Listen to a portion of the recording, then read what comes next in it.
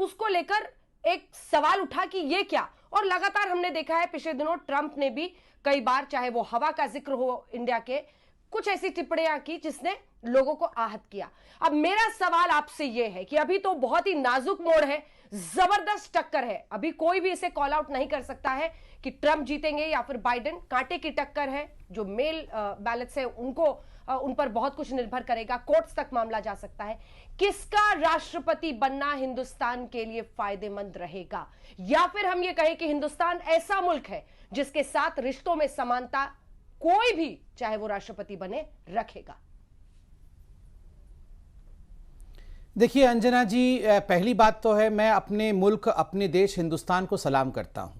मैं अमेरिका के इस चुनाव को बहुत क्लोजली ऑब्जर्व कर रहा हूं और आपको जान के आश्चर्य भी होगा, पिछली बार के ट्रंप और हिलरी क्लिंटन के चुनाव को आईवीएलपी के प्रोग्राम में सार्क देशों में से मैं भी एक वहां व्यक्ति मौजूद था। मैं भी काउंटिंग रूम में था, मैं भी उनके चुनाव के ऑब्जर्वर के रूप में वहां मौजूद था। मैंने देखा कि हम कहते हैं कि अमेरिका का जो लोकतंत्र है वो सबसे बड़ा लोकतंत्र है, मगर जो परिपक्वता और जो विराटता हिंदुस्तान के लोकतंत्र में है, हमारे वोटर्स में है, हमारे नेताओं में है, वो परिपक्वता मैं आज बिल्कुल दिल से कह रहा हूं पूरे विश्व में नहीं है। देखिए हमारे यहां चुनाव बहुत अच्छे से होते हैं, हम चुनाव से पहले कुछ भी बोल रहे होते हैं, किंतु चुनाव के नतीजे स्पष्ट रूप से आते हैं और चुनाव के बाद हम नतीजों को एक्सेप्ट भी कर लेते हैं। तू मैं थोड़ा बहुत वो राहुल गांधी ईवीएम इत्यादि पर ठीकरा फोड़ते हैं, किंतु अंततोगत्वा जो जनता होती है वो उसे एक्सेप्ट कर लेती है। कितनी बड़ी बात है। दूसरी बात है, देखिए आपने अमेरिका के चुनाव को लेकर पूछा कि भारत के लिए अच्छा क्या होगा।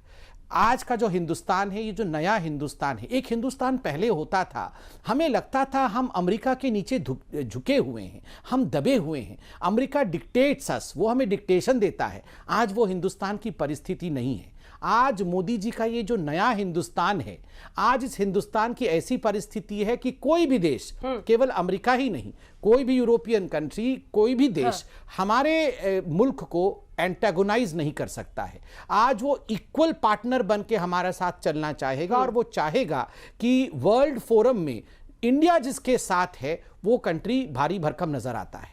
और मोटा मोटी रूप से देखिए, जो भी एडमिनिस्ट्रेशन रहा हो, आपने बिल्कुल सही कहा, चाहे ओबामा जी हो चाहे ट्रंप जी हो, दोनों के साथ जो इक्वेशन नरेंद्र मोदी जी का देखने को मिला है, हमें हमारे देश में विपक्ष ने हगप्लोमसी कह के चिढ़ाने की कोशिश तो की है, मगर ये हगप्लोमसी पूरे विश्व में नरेंद्र मोदी जी ने स्थापित किया है। और मैं एक न्यूट्रल पार्टिसिपेंट होने के नाते कहूंगा, चाहे ट्रंप हो, चाहे बिडेन हो, चाहे डेमोक्रेट हो, चाहे रिपब्लिकन हो, जीत इंडिया की होगी।